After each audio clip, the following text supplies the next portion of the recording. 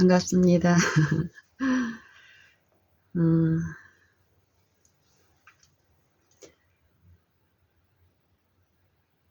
저는 이 시간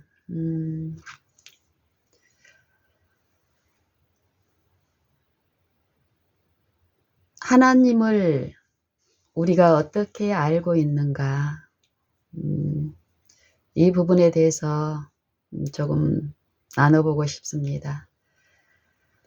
성경에서는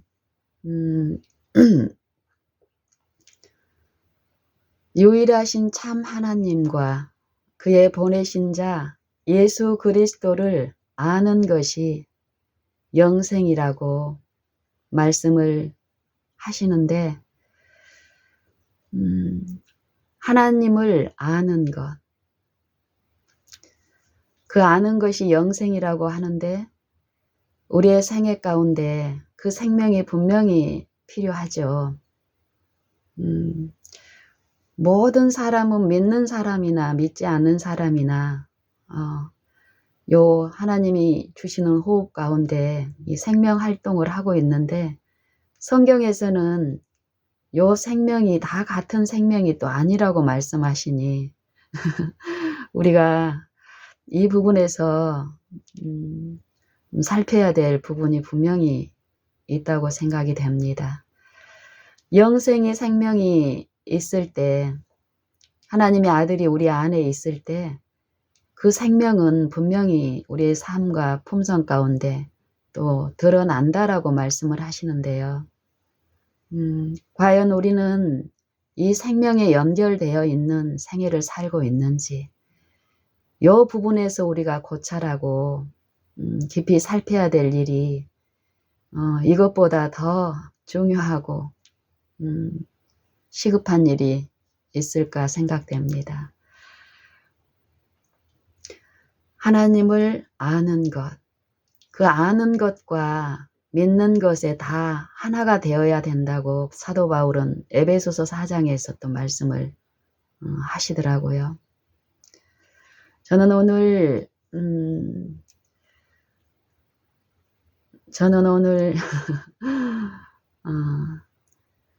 하루 동안에 마태복음 18장을 이제 새벽부터 묵상을 해봤었고, 또 이 시간 갖기 전에도 그 부분에 대해서 좀 생각하는 시간을 가졌는데, 18장의 시작을 제자들이 예수께 나와 그때라는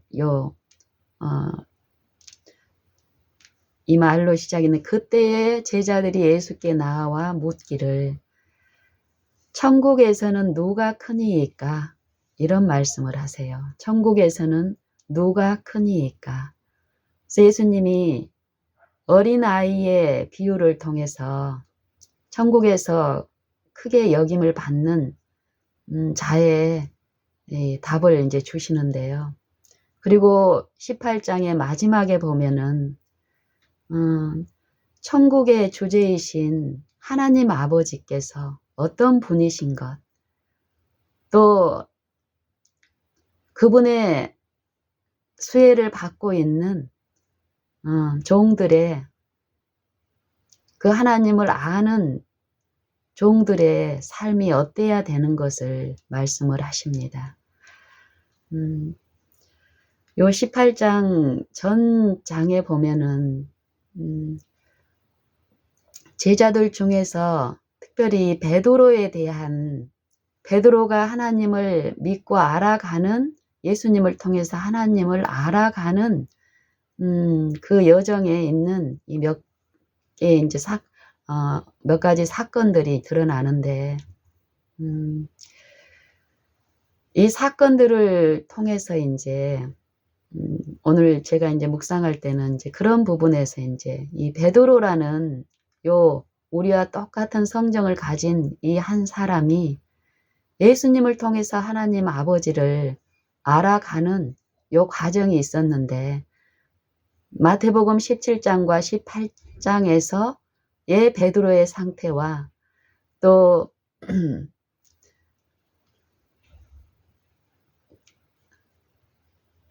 그 17장, 18장에서는 아주 연약한 모습을 보여줍니다.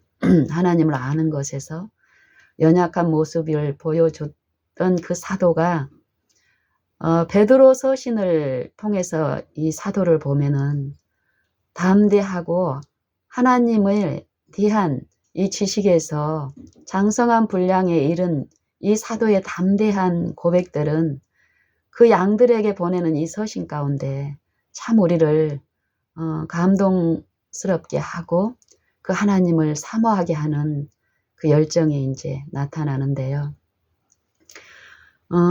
마태복음 17장에 사도는 이 변화산에서 예수님의 그 영광을 직접 성령의 은혜 안에서 계시를 받는 그 체험을 하고 또 그리고 그 이후로 이 예수님의 실제 사역에 사람들에게 인자가 사람들의 손에 넘겨져서 죽임을 당하고 제3일에 살아나야 된다라는 이 말씀을 이제 받고는 두려워 떠는 이 영적인 어떤 상태들이 드러나고 또 이 변화산에서 특별히 12제자를 다 변화산에 데리고 간 게 아니라 요 3제자만 데리고 가서 그 하나님의 영광을 친히 볼 수 있는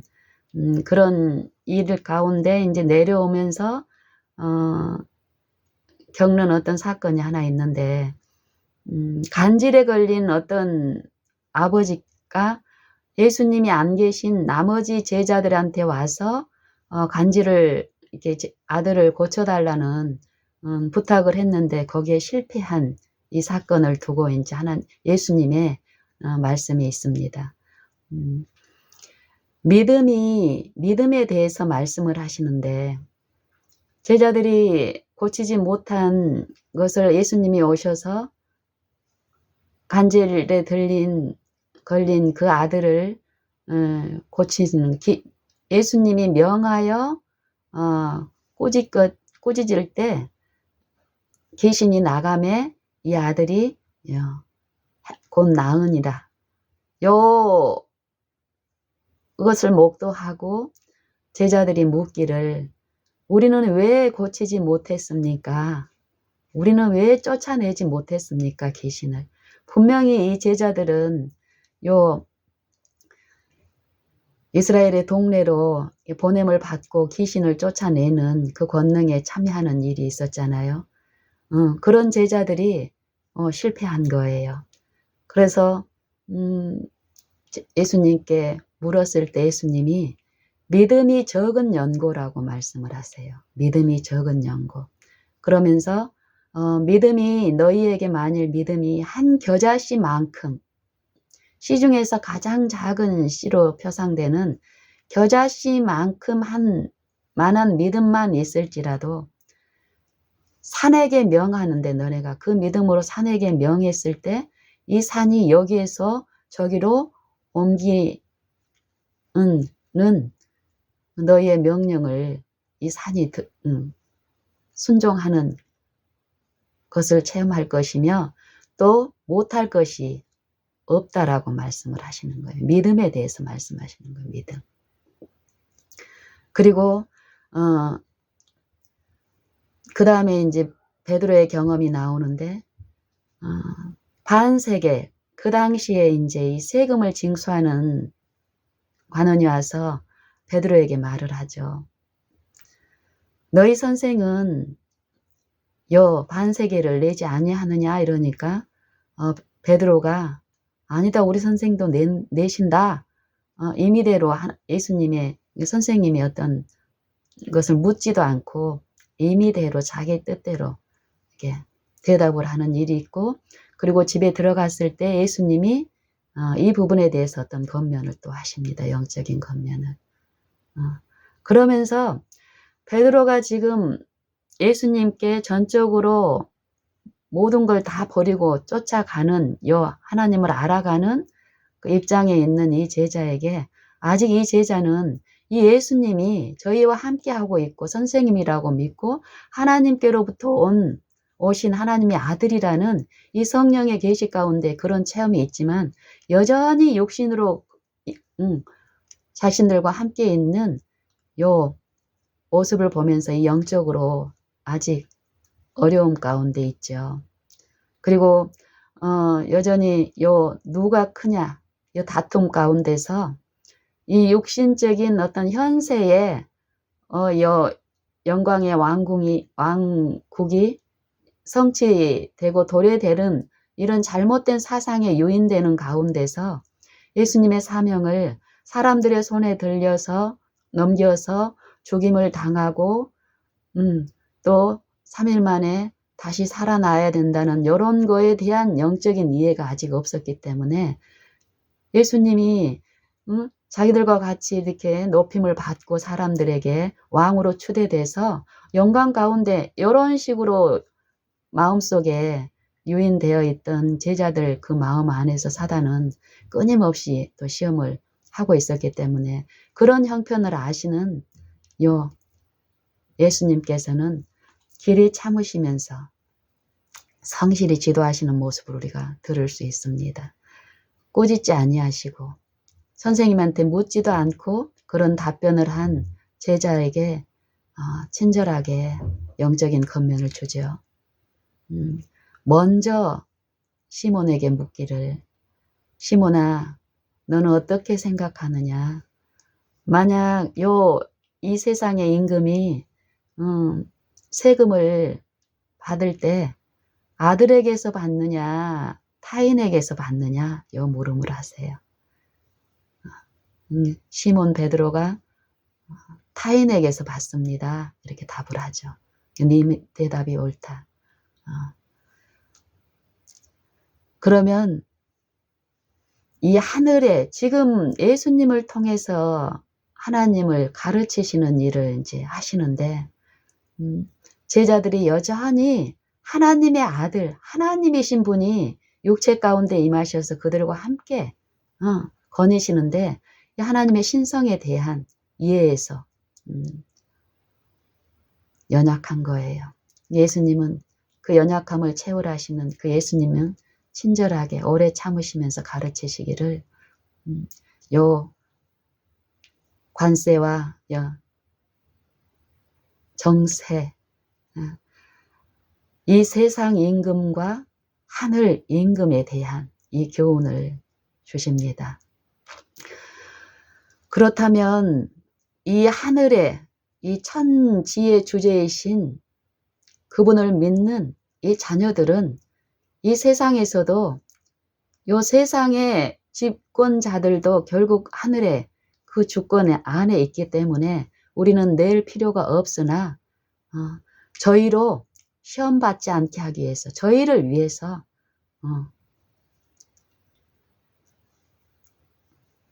내가 바다에 가서 낚시를 이렇게 던질 때 먼저 처음 낚는 그 고기에 물고기에 입을 벌리면 그 안에 한 세겔이 있을 텐데 그 세겔을 갖다가 나와 너를 위해서 저희에게 주라고 합니다. 이걸 통해서도 나타나는 비유 가운데 없는 이 성령을 통해서 계시되는 사상이 많죠. 있죠. 분명히 더 들을 수 있는 너희가 믿는 너희가 모시는 선생이 어떤 분이냐 이걸 계시하시죠. 끊임없이 우리에게. 하나님의 아들의 능력이 무엇인가. 하나님 아들이 이 아들을 통해서 아버지의 형상을 보여주시는데 품성과 그 능력을 보여주시는데 그 능력이 너희들이 생각하는 그런 우리가 알고 있는 안다고 자고하는 그것하고 사뭇 많이 다르다는 것을 책망을 하시더라고요. 제게. 그래서 요 신성의 능력에 대한 체험을 이제 주시잖아요. 모든 것을 아시는 하나님.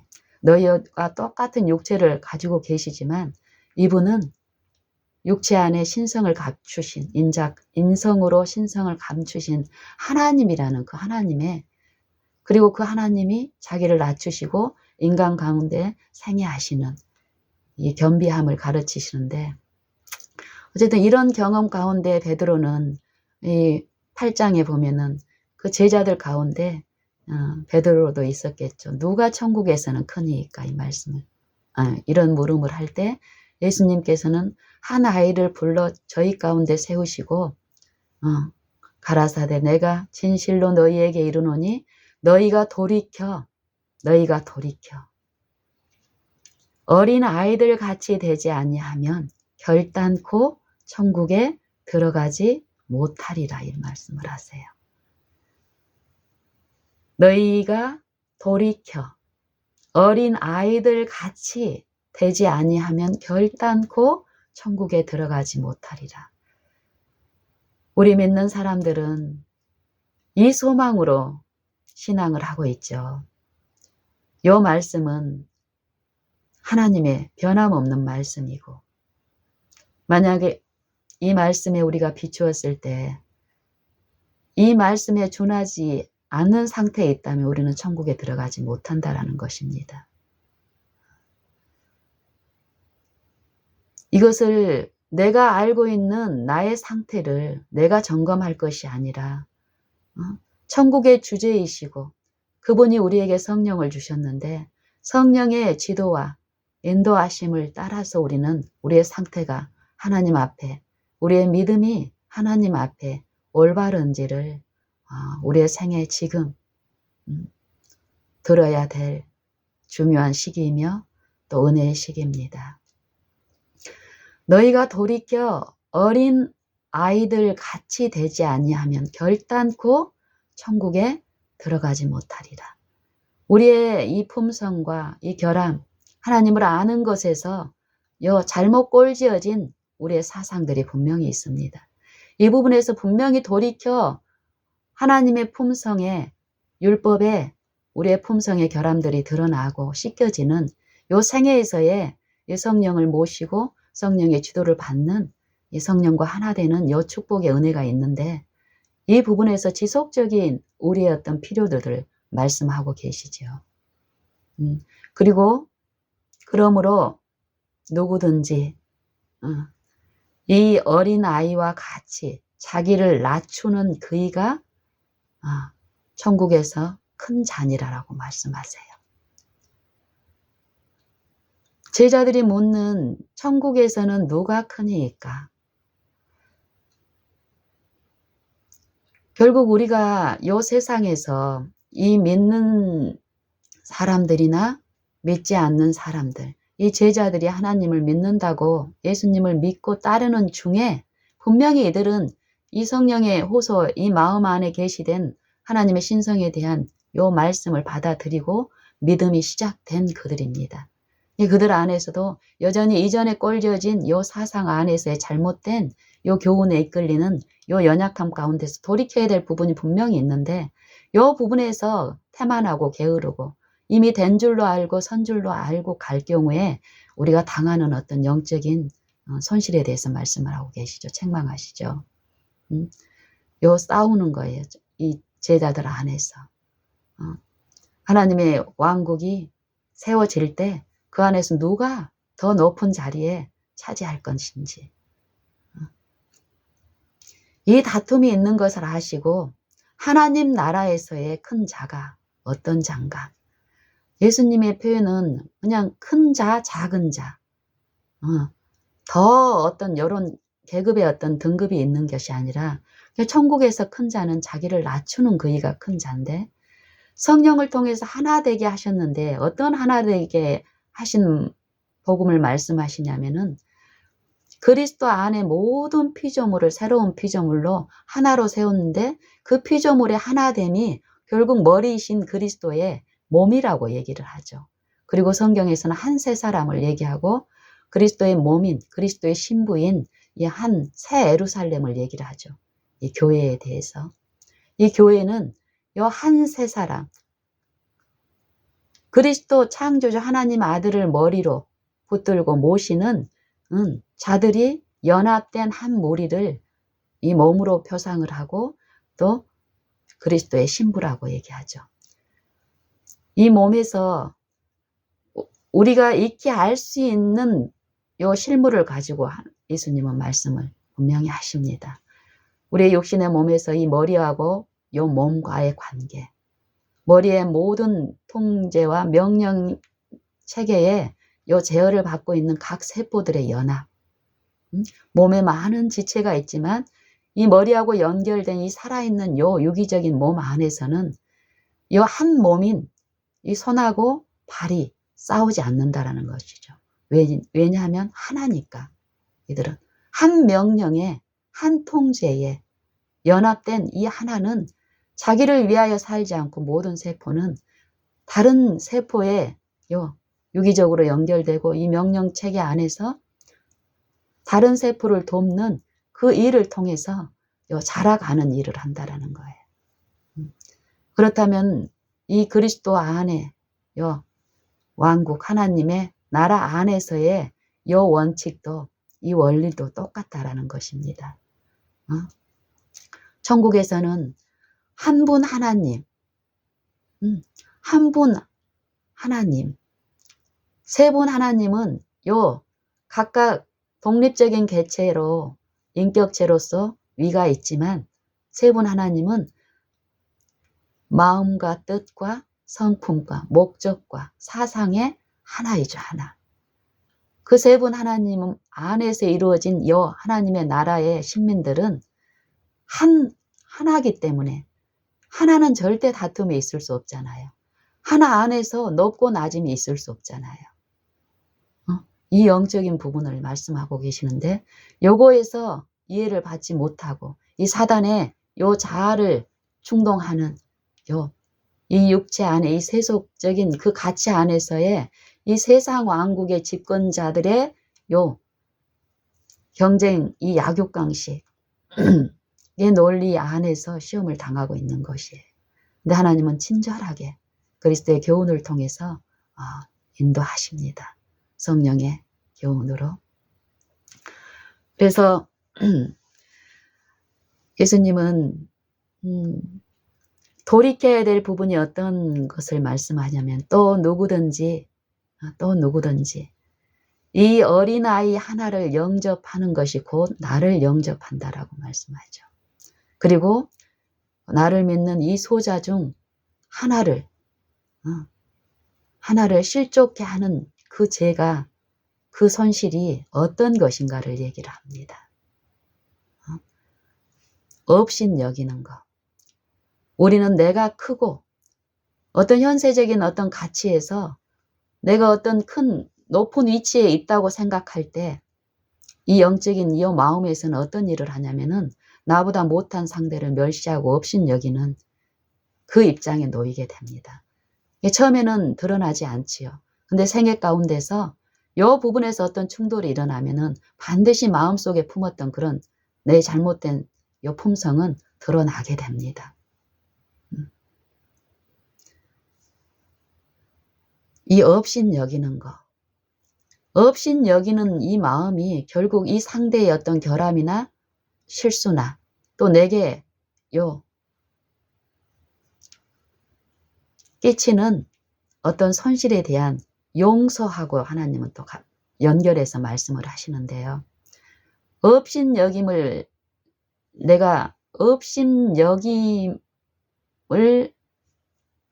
로 취급하고 있는 내 이웃을 어떤 위기에 도울 수 없습니다. 내 마음속에 그를 낮게 멸시하는 어떤 품성이 내 마음속에 그 사람이 있을 때 그냥 어떤 시험이 없고 어떤 이해관계의 어떤 것이 나타나지 않을 때는 우리는 얼마든지 친절을 베풀고 하지만 이 손익의 어떤 부분에서 분명한 어떤 시험이 있을 때는 이 마음에 있는 것이 드러나게 되죠.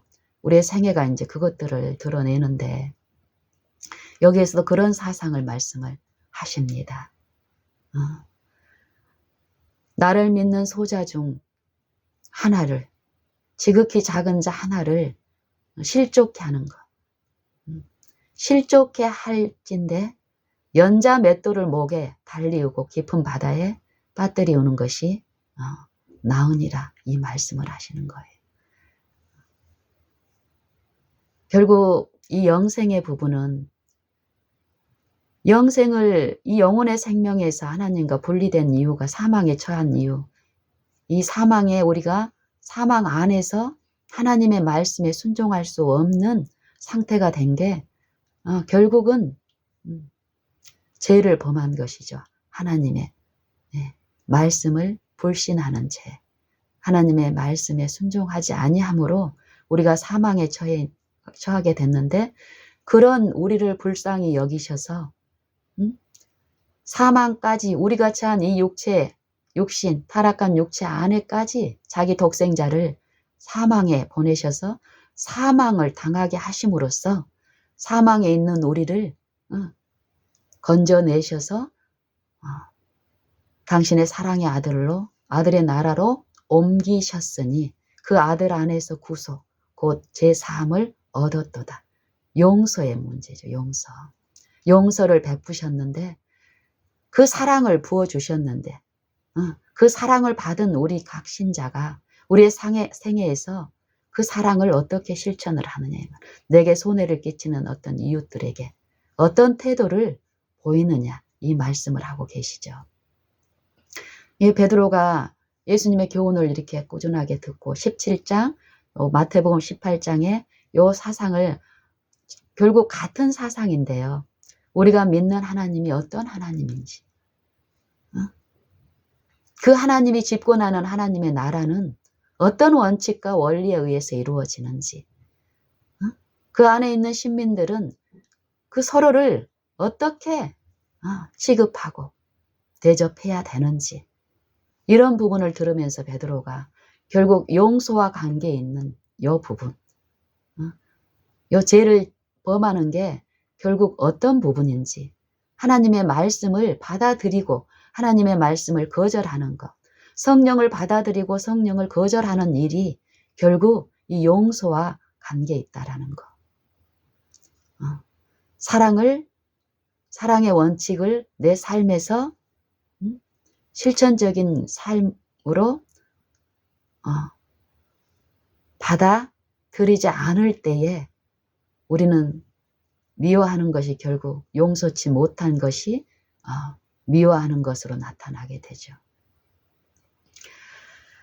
그래서 베드로가 선생님께 묻죠. 예수님께. 선생님, 형제가 내게 죄를 범하면 몇 번이나 용서하오리이까? 이렇게 묻습니다. 7번까지 하오리이까? 이렇게 얘기를 해요.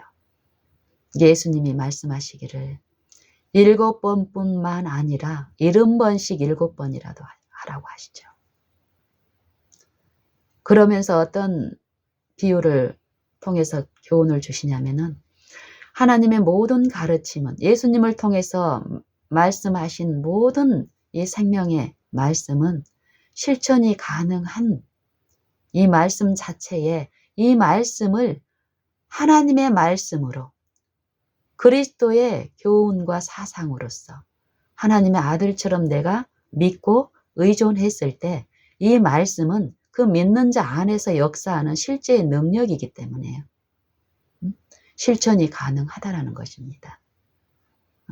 우리는 연약하니까 할 수 없는 게 아니라 물론 내 자신을 신뢰할 때는 할 수 없는 일이죠. 하지만 이 말씀 자체에 이 말씀은 결국 그리스도라고 했고 이 말씀으로 만물을 창조하시고 그 창조하신 말씀이 곧 하나님이신데 그 하나님이신 독생자 하나님의 아들이 이 말씀이신 분이 이 육체 안에 임하셨다라는 것이에요. 그리고 이 육체들에게 말씀을 들려주시고 이 말씀이 순종이 가능하도록 실제의 당신의 본 순종으로서 아버지의 모든 말씀, 이 성령의 인도하심을 쫓아 우리에게 나눠주실 완전한 순종을 이루어 주신 그 그리스도를 내 생애에 내 구주로 내 매 걸음에 살아있는 원칙, 생명으로 받아들일 때 그 생명은 우리도 그 생명 가운데 살게 하는 능력이라는 것입니다. 그 말씀을 지금 꾸준히 제자들에게, 우리에게, 나에게 지금 가르쳐 주시고 계십니다. 이 말씀의 능력이 어떤 능력인지. 나는 할 수 없으되 내가 나를 신뢰하지 않고 할 수 없는 나를 신뢰하지 않고 내가 믿을 때에 그 약속을 믿을 때에 그 약속을 성취시키는 것은 내가 아니라 내가 믿는 그 말씀이신 그리스도라는 것. 이게 생애에서 이 믿음이 행사될 때 그 믿음은 우리를 승리하게 하시는데 그 승리는 내가 아니라 내가 안에 믿음으로 받아들이고 모신 그리스도께서 이루신 그 승리를 내게 나타내시는 것뿐이라는 것이죠. 그 말씀을 하십니다. 그러면서 예수님이 베드로의 질문에 대해서 또 우리의 물음에 대해 이 영혼의 물음에 대한 답을 하시죠. 천국은 마치 그 종들과 회개하려 하는 어떤 임금과 같으니 1만 달란트 빚진 이 종과 회개하는 일을 말씀하십니다. 1만 달란트 빚진 이 종이 주인 앞에 나오죠. 주인이 명하기를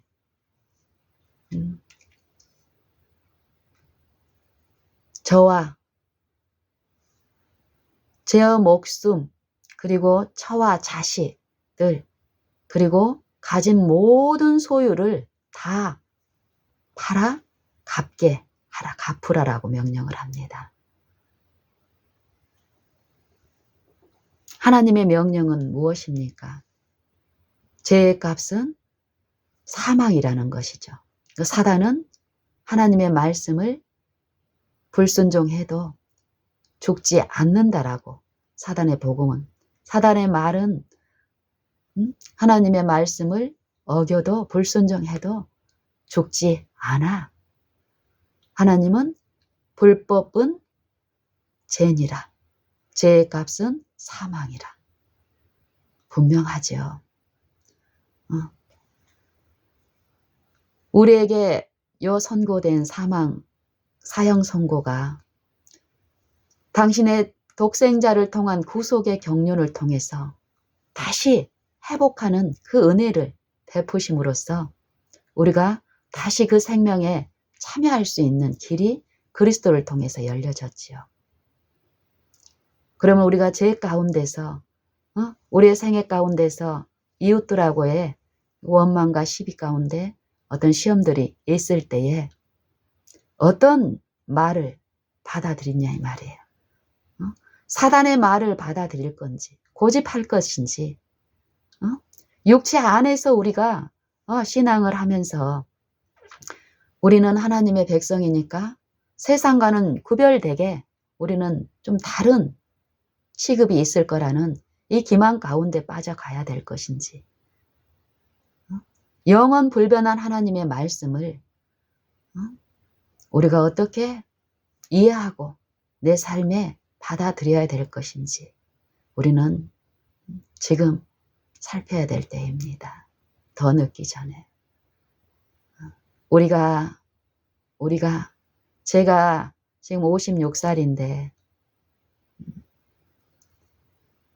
평균 수명이 뭐 7, 80 된다 그래서 내 생명이 육체의 생명이 7, 80까지 살아갈 수 있다라는 보장을 우리는 할 수 없죠. 육체의 이 생명도 누구의 것입니까? 그 은혜에 참여케 하시기 위해서 주신 하나님의 것이죠. 이 육체에 있는 동안에 이 영생의 생명이 내 안에 형성되고 이루어지게 하시는 은혜가 있기 때문에 우리는 다른 것을 얘기할 것이 아니라 이 은혜 안에서 이루어지는 하나님과 하나 되는 것.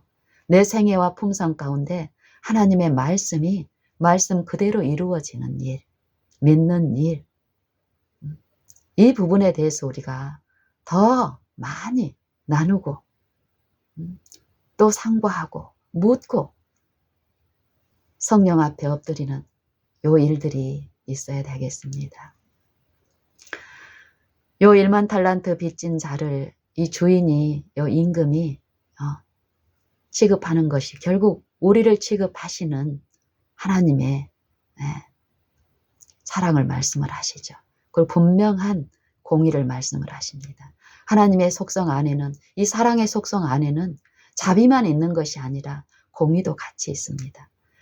자비와 공의는 분리할 수가 없고 하나님의 속성 안에서는 이게 조화돼서 하나로 연합이 돼 있고 우리가 그 하나님을 우리의 개인적인 아버지와 구주로 왕으로서 내 생애와 품성 가운데 받아들일 때, 원칙으로 받아들일 때에 우리 안에 나타나는 생애와 품성도 그 하나님의 속성이 내가 믿는 요 구주께서 내 안에 내 보좌에 내 마음의 보좌에 모셔질 때에 예수님이 품으셨던 그 생각과 사상들이 드러나기 때문에 어떨까요?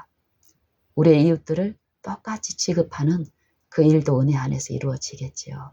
우리는 그 체험을 해야 되고 그 체험을 할 수 있는 특권과 축복이 우리의 생애의 매 호흡마다 우리에게 열려져 있습니다. 1만 달란트 빚진 자, 그에게 임금은 다 갚으라 합니다. 갚기 위해서 필요한 것이 뭐였습니까? 자기 목숨뿐 아니라 처와 자식들의 목숨까지 그리고 가진 소유를 다 팔아서 그걸 갚으라고 합니다. 갚을 수 있을까요? 우리가 하나님 앞에 범한 하나님의 율법을 범한 그 죄의 값을 우리가 갚을 수 있을까요? 다 갚고 나면 우리는 어때야 됩니까? 영멸 상태에 있어야 되겠죠. 다 갚고 우리가 가진 요 생명으로 죄의 값을 그 사망인 값을 치르고 나면 우리는 존재하지 않습니다. 하나님과 함께 영원히 살 수 있는 생명이 없는 거죠. 하나님의 목적은 어떻습니까? 죄의 값만 갚는 것이 아니라 우리를 다시 그 영생의 말씀 안에 하나 되게 하는 영생을 주시려고 하는 게 목적이기 때문이에요. 요 1만 달란트 빚진 자에게도 갚으라 했지만 갚으라 명했을 때 그 명령은 영원 불변하기 때문에 갚으라. 하지만 이 종의 태도가 어땠습니까? 그 명령이 떨어졌을 때 엎드리어 절하며 가로되 내게 참으소서 내가 다 갚으리이다. 갚을 수 있을까요? 우리는 처음 신앙을 할 때는 그 하나님이 주신 그 긍휼을 맛보고 어떻습니까? 우리의 어떤 열정과 의욕은 다 이제 내가 정말 그 사랑에 감복돼서 할 수 있을 것 같은 이런 연약한 태도를 보일 때가 있지만 정말 그 사랑을 알면 알수록 우리는 더욱 엎드리는 일을 하게 됨을 봅니다. 이 동가는 이 종은 갚을 수 있을 거라고 생각해서 참아달라고. 하지만 하나님은 그런 우리에게도 어떻습니까? 불쌍히 여겨 돌려보내면서 그 빚을 전부 다 탕감하여 준지라. 탕감하여 주셨습니다. 아담 안의 모든 범죄자들에게 그리스도 안에 구속을 통하여 값없이 하나님의 은혜로 의롭다 하심을 얻은 자 되게 하셨습니다. 그걸 믿고 받아들이는 자 안에서 믿음으로 그리스도를 그 마음에 모시는 자 안에서 하나님의 영광이 나타나는 이 성령의 은혜의 일이 지금 있고 그걸 체험할 수 있는 특권이 우리 각자에게 있습니다. 그리고 그것을 믿지 않은 세상을 향해 비춰야 할 우리의 사명이 분명히 우리 앞에 놓여 있습니다. 근데 이 동가는 그 빚을 갚을 수 있을 거라고 생각한 이 동가는 나가서 그 생애에서 만난 자기에게 죄를 얻은 요 이웃을 취급하는 우리의 분명한 태도들이 나타납니다. 우리의 매일의 생애는 요 기록 천사들에 의해서 이런 것들이 기록이 되고 있다고 하죠. 우리의 삶은 내가 용서받은 죄인인지 아니면 용서받지 못한 하나님 편에 이루어진 용서를 내가 잘못 하나님을 알고 잘못 적용시킴으로써 용서받았다고 얘기를 하지만 용서받은 죄인이지만 내가 하나님을 어떻게 아느냐에 따라서 내 품성이 드러낸 요 내용은 내가 하나님을 알고 있는지 하나님의 용서를 긍휼을 받고 있는지의 여부를 내 품성은 내 생애는 드러내고 있습니다. 자기에게 빚진 100데나리온 100데나리온 빚진 동관 하나를 만나서 붙잡아 목을 잡고 빚을 갚으라고 합니다. 그래서 그 동관은 100데나리온 빚진 이 사람 간에 이 빚진 것은 우리는 감당할 수 있습니다. 그렇죠? 갚겠다라고 엎드리며 간구하는 그 동관을 취급하는 부분에서 옥에 가둬버립니다. 갚을 때까지 갚으라고. 다른 동관들이 이것을 보고 심히 민망히 여겨 그 주인에게 가서 얘기를 하죠. 그 주인이 데려다가 노하여 얘기를 하죠. 악한 종아. 처음에 101만 달란트 빚쳤을 때는 이 종에게 악하다고 얘기하지 않았습니다. 사랑이 하나님의 사랑을 부어주시고 그 사랑을 실천할 수 있는 그 은혜 주시면서 그 길로 걸어갈 수 있게끔 해 주었는데도 빚을 받은 자가 그 빚대로 살지 않았을 때 우리는 빚을 거절하는 그 죄로 악인이 되는 것입니다. 빚을 보여주지도 않고 사랑도 주지 않고 사랑하라고 하시는 것이 아니라 용서할 수도 없는데 용서하라고 하는 엄한 분이 아니시죠. 우리 하나님은 우리의 모든 형편을 채울하시고 우리의 연약함을 채울하신 그분께서는 우리의 모든 것, 우리의 모든 시험의 모든 국면을 아시고 실제로 채울하심으로써 우리를 아신 분께서는 그분을 의지하고 앙모하고 그분의 그 은혜가 내 안에 이루어지기를 바라는 우리의 생애마다 모든 시험 가운데서 저는 미쁘사 감당 못할 시험 당함을 허락지 아니하시고 시험 당할 즈음에 피할 길을 내사 능히 감당케 하시는 그 인자, 우리는 매 생애에서 그 인자를 맛보고 증거해야 되겠습니다. 1만 달란트의 빚진 자에게 먼저 긍휼을 베풀었는데 그 긍휼을 받아들이고 이웃들에게 그 긍휼을 비춰야 되는 이 책임과 의무가 있는 이 동관이 그 일을 할 수 있는 그 일을 하지 않았을 때 악한 종아, 네가 빌기에 네 빚 전부를 탕감하여 주었거늘 너도 내가 너를 긍휼히 여긴 것처럼 네 동관에게 긍휼히 여김이 마땅치 아니하느냐 이 말씀을 하십니다. 그러면서 그때 어떻습니까? 감옥에 가둡니다. 갚으라고. 갚을 수 있을까요? 이건 집행심판이죠. 이 은혜의 기간, 유예의 생명이죠. 이 생명은.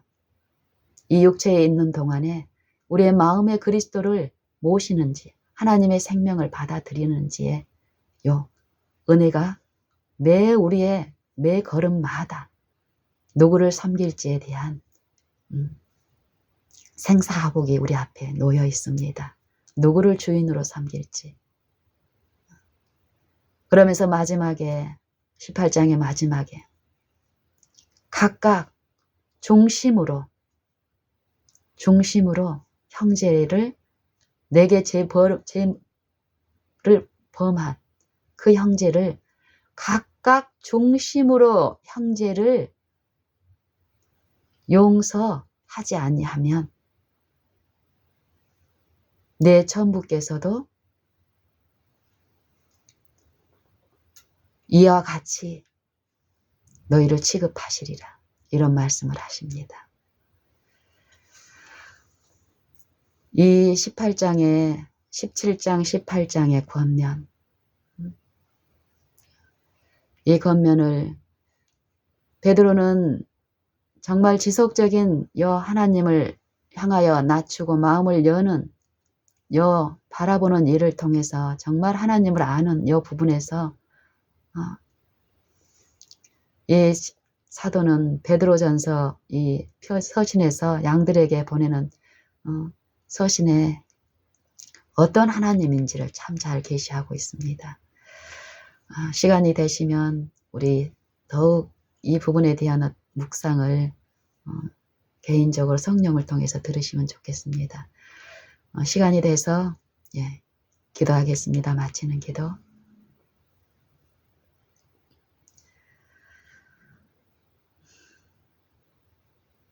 너희가 나를 떠나서는 아무것도 할 수 없느니라.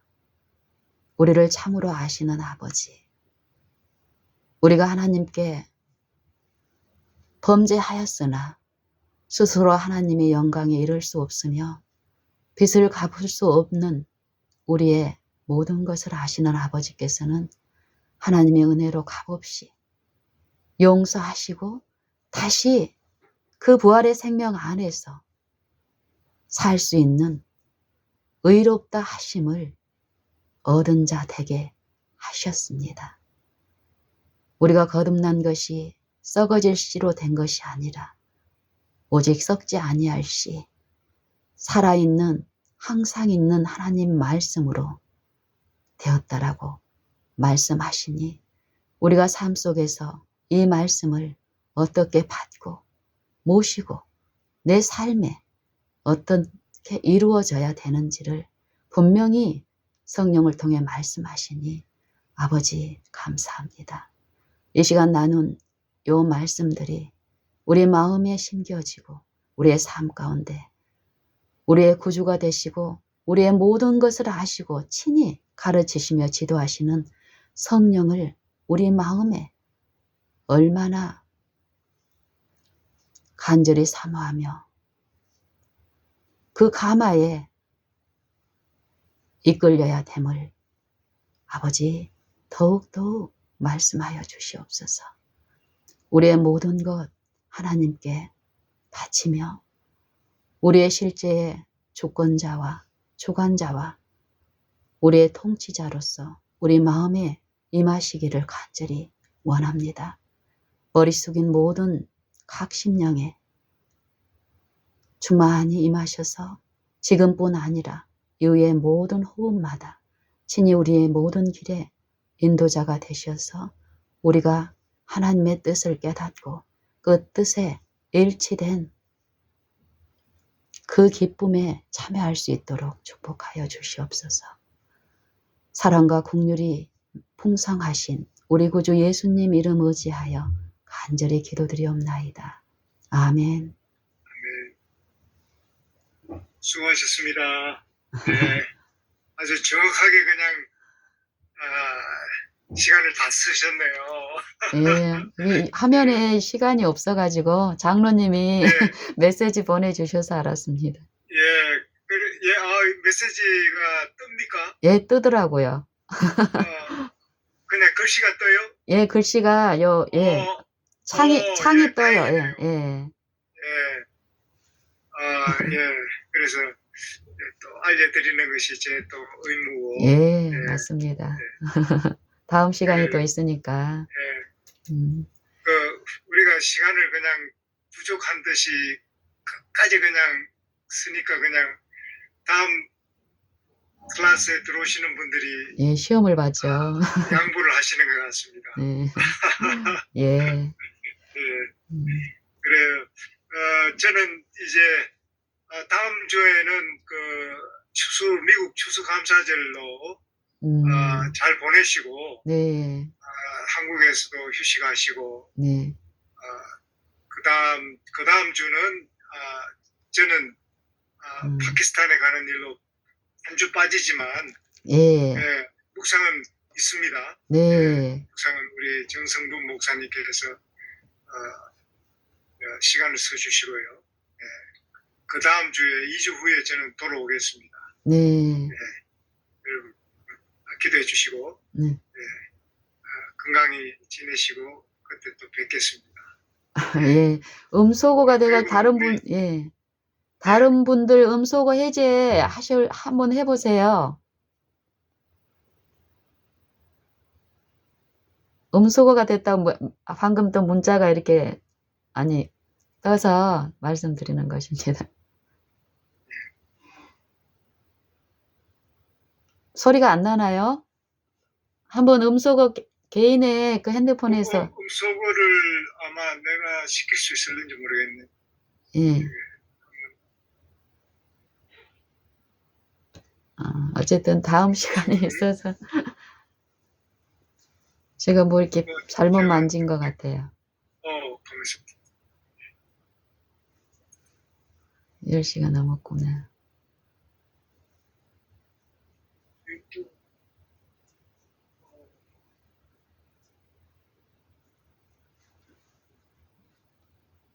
이거는 에스크 뮤트 하도록 되가 있네. 뮤트 하세요. 저 뮤트 하지 마시고 저 푸세요.